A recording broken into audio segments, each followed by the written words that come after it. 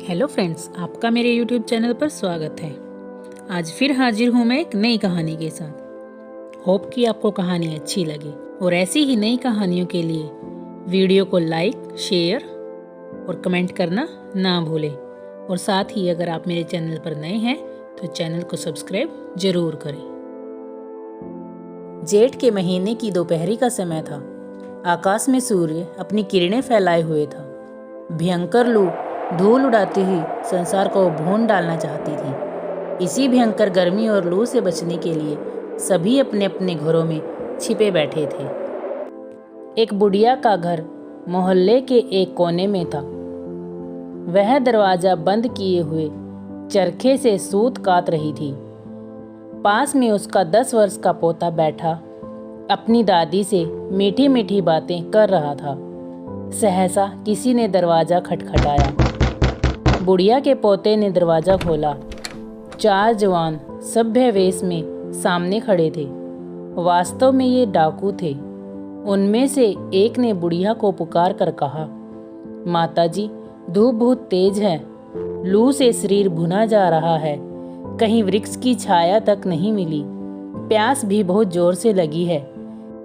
यदि आप अनुमति दें तो हम 1-2 घंटे यहीं आराम कर लें, फिर तो हम चले ही जाएंगे।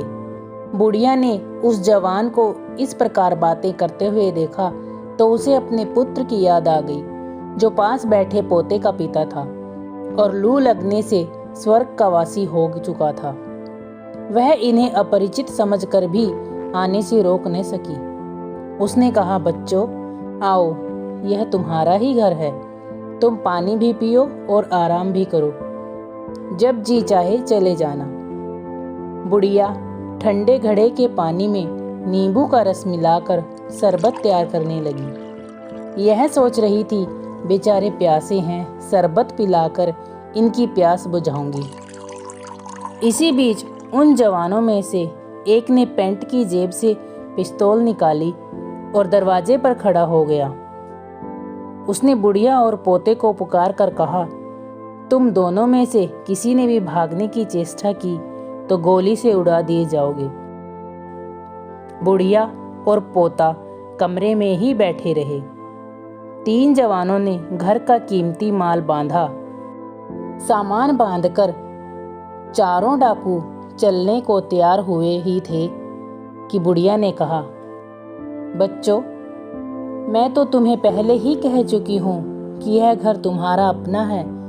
यदि तुम यह सामान ले जाना चाहते हो तो खुशी से ले जाओ, मुझे कोई दुख नहीं, परंतु कम से कम यह शरबत तो पी जाओ। मैंने कितने प्यार से तैयार किया है।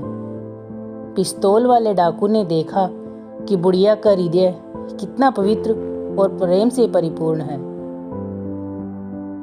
वह अपने शत्रु का बुरा नहीं सोचती। डाकू ने पिस्तौल को एक ओर रखा और बुढ़िया के चरणों में जा गिरा।